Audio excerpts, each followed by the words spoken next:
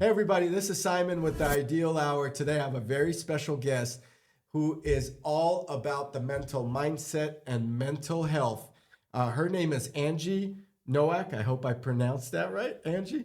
Thank you so much for joining me. I am excited. I have read your profile. You are the VP of Brain Code Centers. Thanks for coming on the podcast. Oh my gosh, thank you for having me. Absolutely.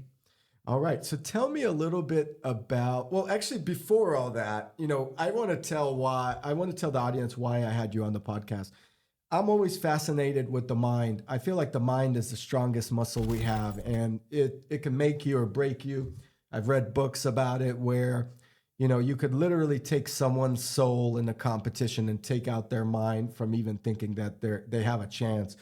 It happens to me all the time when I'm practicing jujitsu or something. Someone will take me out, which I don't want to share with the audience, but it happens. To me, it's fascinating. That's why we have you on. But before we get into the mind, I went on your Instagram channel today, this morning, and I saw Yeah. that you did 120 burpees before 7 a.m. Was that today? That was this morning.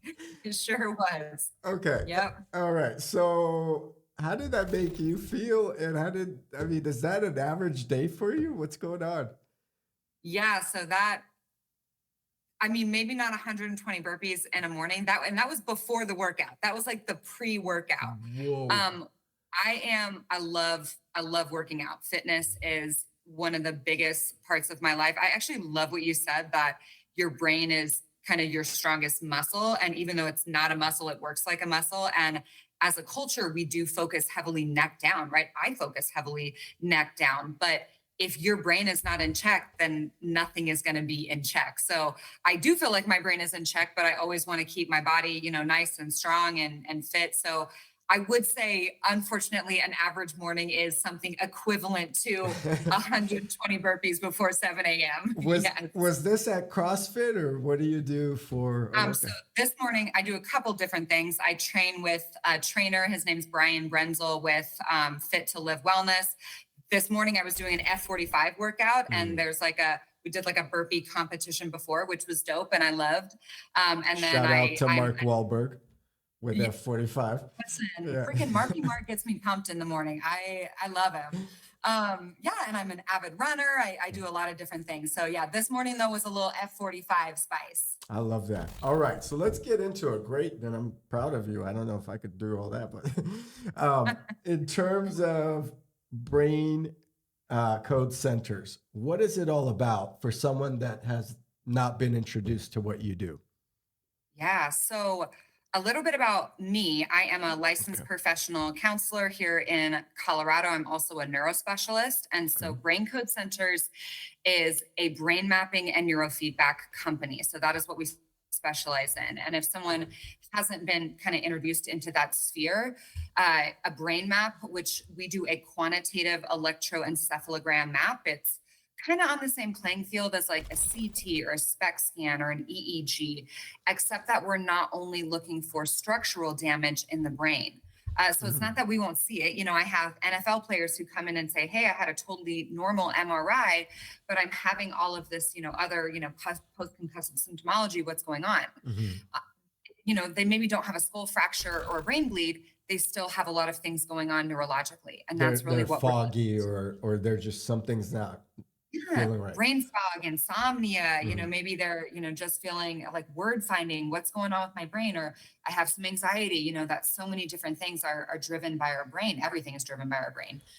So yeah, that's what we do as a brain map. And then the actual treatment that we do is the neurofeedback, which ultimately is operant conditioning of the brain. It's reward-based training. We're literally teaching the brain to create new neural pathways to change symptomology for people and to ultimately make their brain stronger. Interesting. Very interesting stuff. Tell me more about your background and really what led you to the career in mental health. Like, why everybody's kind of influenced by something, right? Yeah. Why mental health, and how did your background help you out with that path? Yeah, you're 100% right that we, kind of, at least Rachel, the owner of Brain Code, and also one of my closest friends, we all have, kind of a neurofeedback change my life story. I had a skull fracture, traumatic brain injury at 19, Oh, wow. was left in a walker with some pretty significant cognitive deficits.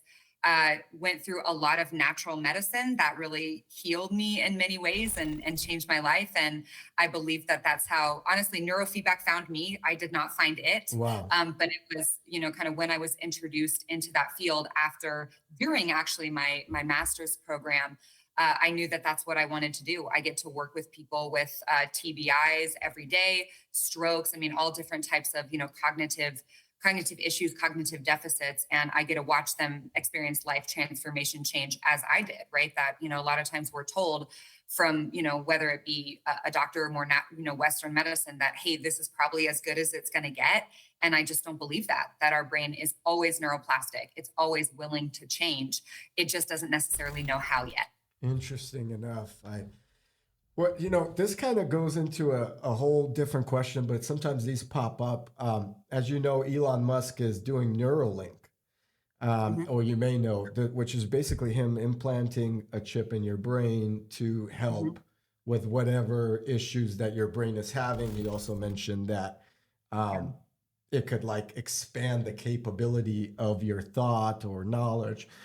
You may be a karate master with a download of software in the future. This is him talking about it, right? Yeah. Because technically it's like you're downloading a software. Do you think brain health is going to get to a level where maybe AI at one point or something artificial versus natural will come into the mind that will improve people's ability to walk again or overcome something? Yeah, that's a really great question. And I would not consider myself an expert in, what he's doing, but I'm somewhat familiar. Here's what I will say. I know that the brain is incredibly capable. I mean, we Okay. see people going from, paralyzation to being able to walk and move in different ways surely by the power of the brain, Wow. right? That we watch women have, hysterical pregnancies, that their body is acting like it is pregnant because of something that their brain is doing, right? That, so Wow. we know that the brain is capable of both, really awful things and really incredible things. It controls so much. I tend to be a little bit more on the natural side, Okay. man. I feel like, neurofeedback is we're not putting something synthetic in, we're not putting Mhm. electrical stimulus into the brain, we're literally teaching the brain through exterior forms of stimulus. So I love what he's thinking, and I love the idea of expanding the mind and being able to do all of these things.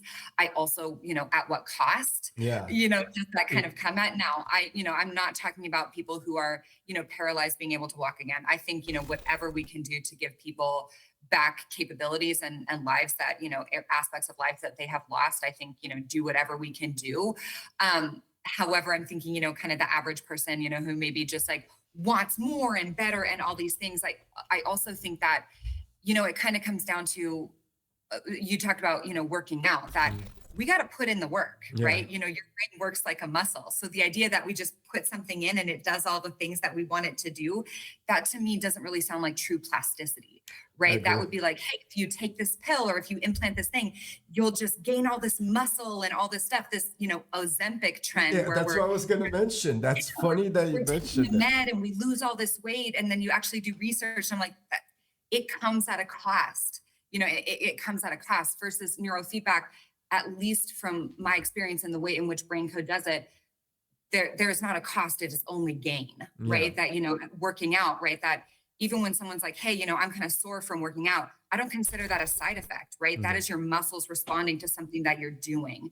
So I tend to be more on the natural side, that I, I believe that our brain, is something that we can improve and we can flex and we can do. I don't know if we should be tampering with it with some chips, yeah. but I'm also open to it. And I guess, we'll see down the road. I was going to mention Ozempic, and you beat me to it. It's Yeah. becoming very popular, but I think what you're implying is if we do implant potentially something not natural, we may get Ozempic face in the brain, and we wouldn't even know what would happen. So, That's exactly right, right? That we won't know for maybe yeah, 20, 50 yeah. years what the cost of that is. All right. Okay, so what do you do as a VP at Brain Code Centers? What is like your daily responsibilities? I went on the website and you guys have a pretty big team there, or there's a lot of people involved. So this isn't, I mean, it's a small business per se, but it's not a small operation with as many professionals that you have working there or a part of your team. No, you're right. So I was a clinician for many years that I saw my own clients and have treated many people myself. And now I operate, in a different role. I love education. Rachel and I actually do 100% of the consultations for Brain Code Center. So if Wow. someone wants to do neurofeedback with us, we do a completely free 45-minute consultation to deem if neurofeedback is the right modality for them, go over cost, everything like that. And I don't know too many companies that the VP and the CEO do all the consultations, but that's something that we hold so near and dear that, Hmm. offering of hope and education to people coming in and needing that. So at least at this point, we're hitting a point where we might not be able to do that in the near future, just from a growth standpoint. But at least right now, it's like going to pry, my cold dead hands off of that because I love it. I also lead all of our teams. I do a lot of Wow. trainings with our teams. I'm currently sitting at our Highlands Ranch location, just being with the team. I do consultations from here so that when they have questions, I'm extremely accessible. They can run in and ask me if equipment, is having an issue. I can go help fix it and troubleshoot. So every day looks different. I absolutely love that. We have offices in Tulsa, in Dallas. We have a global remote program. Wow. So I do some traveling around as well. But that's such a fun part of brain code and of my role that I wear a lot of different hats. And that's anybody who is running a small business or a smaller business, that, you have a title and then like 50,000 things that fall underneath that. And every day is you come in thinking that you're going to be dealing with one thing and you're dealing with something completely you didn't plan for. 100, no question. And we're dealing with mental health, Yep. right? So that always is going to add something spicy Uh, into the mix that who even knows, what's walking in today. So It's absolutely actually every day's it's actually exciting. I don't know. It sounds like a career that continuously evolves on a daily basis, and you got to stay ahead of it. So I find that to yeah. be kind of interesting. I find it to be much better than other careers or other people that I've interviewed where they come into the office and they know that they're going to be crunching numbers all day, and it's just something I know I couldn't do, and I don't think you'd be able to do that either. It's not creative. It's not my personality. I love the networking. I love meeting with other businesses and companies and doctors and, who are doing amazing things that I also want to be able to offer, to our population. So no, I feel the same that being stuck, behind a desk or something would be really hard for the way that my brain operates. Okay, so let's talk about. Thanks for sharing that, by the way. And let's talk about a typical client or patient of brain code centers. Like, who would you recommend to come and schedule a consultation with you or Rachel? You mentioned. Yeah, great question. So I think the beautiful thing is there is no typical client, Okay. right? That there are certain things that we see more than other things. This morning I did a consultation for someone struggling with anxiety, someone struggling with post-pregnancy, depression, Mhm. and I did a consultation with someone who has had a stroke and a very Wow. specific type of stroke, Wow. right? So it really that just it varies so much. I would say someone who is struggling with anything brain related, it would Mhm. be a great opportunity just to find out. When I say brain related, I mean mental health, anxiety, depression, ADD, Mhm. trauma, PTSD, brain injuries, sleep issues. Sometimes we work a lot with chronic pain. Mhm. So really anything brain related, mental health related, neurofeedback is going to be at least something to check out, right? That probably 10 years ago when I would ask a room of people, hey, when we're talking about mental health, what are our options? It'd be like counseling and meds, Yeah. Yeah.